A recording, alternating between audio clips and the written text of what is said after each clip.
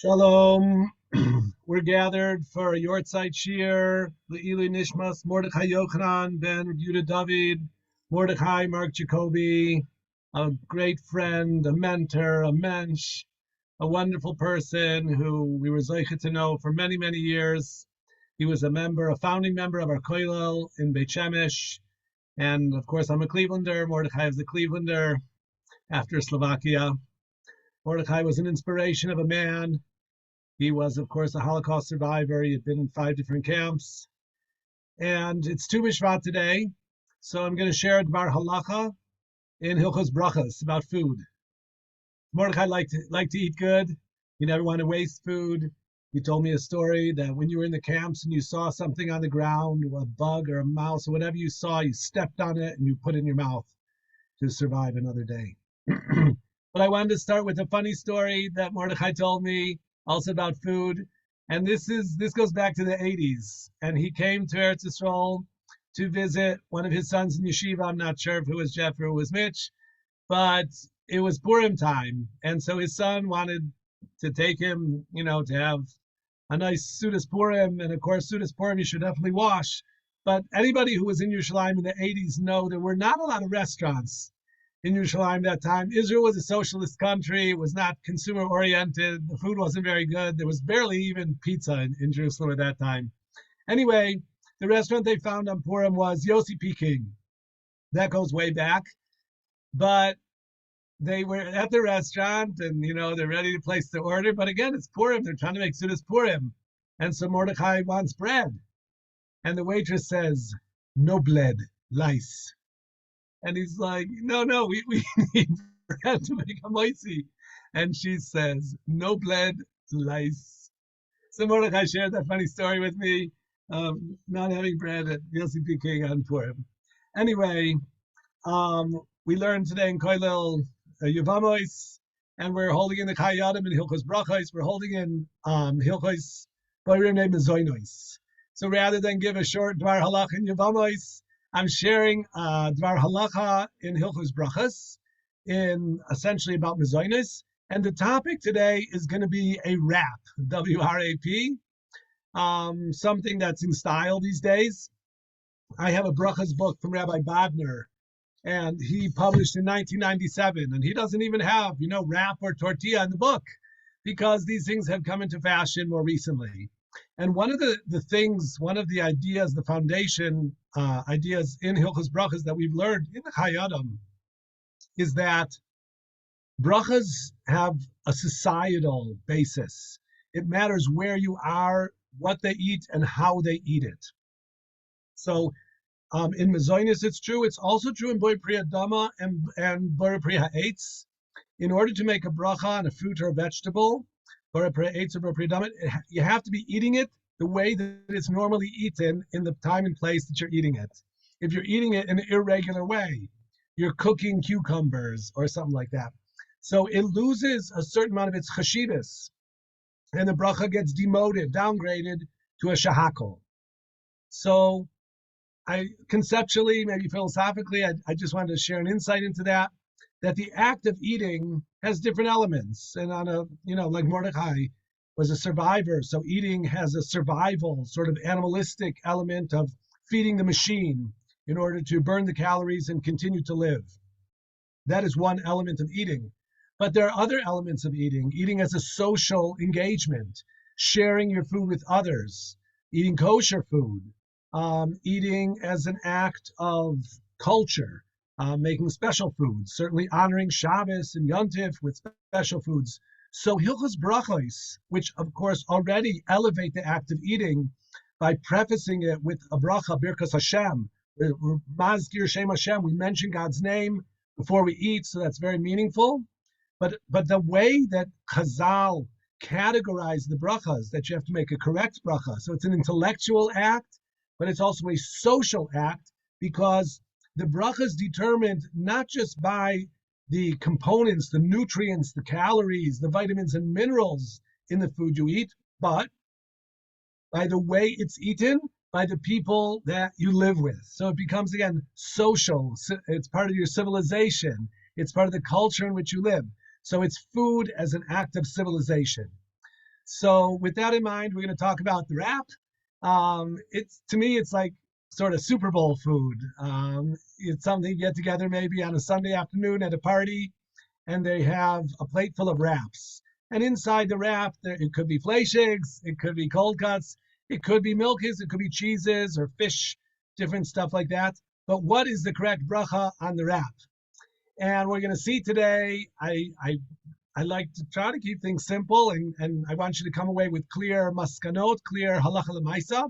But the correct answer on what bracha to make on a wrap actually is, well, of course, I could say it's machlokes, but I want to say it's A, shahakol, B, mezoinis, C, hamoitzi. And the correct answer is D, all of the above, okay? So there are occasions when the wrap will be a shahakol, sometimes mezoinis, and sometimes hamoitzi. So let me share a screen. What bracha do you make on wraps? And here it says hamoitzi or mezoinis, and the bracha achroina is birkas hamazon or al hamichya. So again, that's 2 out of the 3 that we mentioned. I'm going to show you already the third and then begin to explain. What bracha do you make on a tortilla wrap? So the key word here is tortilla. Tortilla, of course, is a Spanish word for Mexico, and we're thinking corn flour, okay?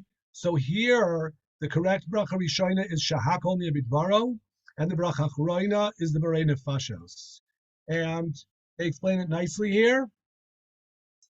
This is because tortillas are generally made from corn flour. If it is made from wheat flour, the bracha is hamoitzi.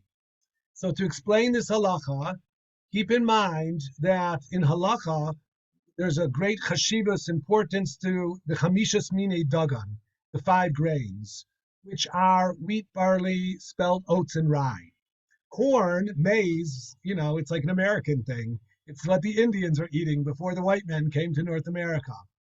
So corn is not one of the 5 grains. Anytime you take something that's not one of the 5 grains and you grind it into a flour and you make products from it, so that could be bean products or peanut products, and you pulverize it, you turn it into flour, and then you bake it.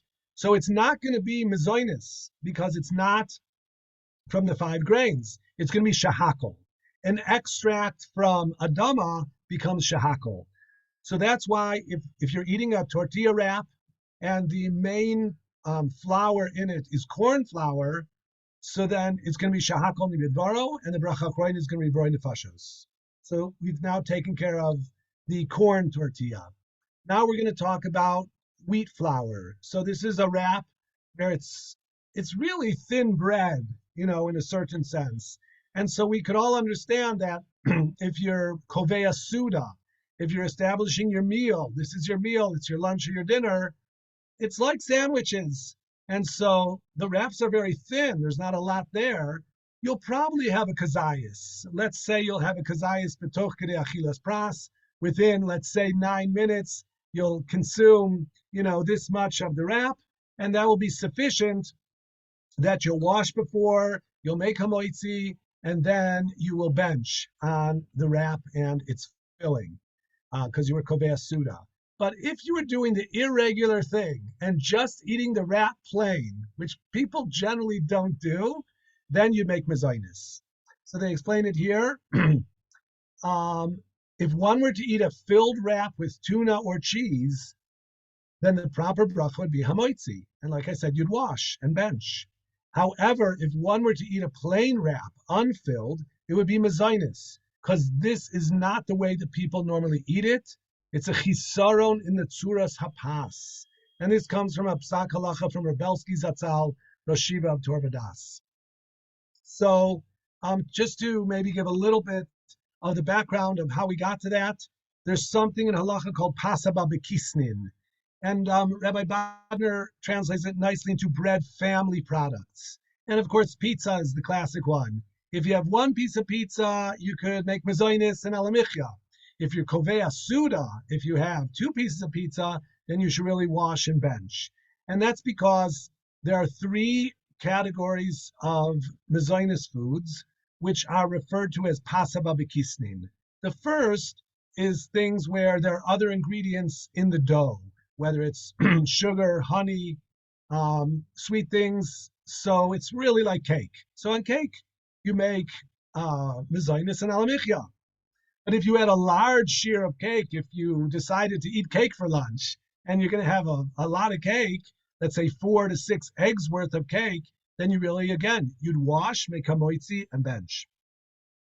The second category of pasaba bekisnin are things like a strudel or a knish or a borekis, a filled food. And then the word kisnin in that understanding is translated as like a pocket food. So again, if you're just eating it as a snack, borekis as a snack, or one knish, so you make mezainis and alamichya. But if you are having a bunch of them, because they're a bread family product, so you wash, make a moitzi, and bench. The third category of pasaba bekisnin are crackers. If you, again, we eat crackers, you eat crackers as a snack, so it's clearly mezainis and then alamichya. But if, let's say, you got a soup, a salad, and you're eating, instead of bread, you're eating crackers with it, but you're kovea suda. So then, on those crackers, you really need to wash, make a moitzi, and bench, which, is related to the whole matzah issue, which, of course, is an Ashkenazi Sephardi thing. Sephardim, during the year, on matzah, make mezoinis, because it's like pasaba bekisnin, like crackers. Only on Pesach, when the Torah calls it lechem oni, it's called lechem, so we make hamoitzi lechem haaretz. The Ashkenazim have a more consistent policy regarding matzah that all year round we make hamoitzi on matzah.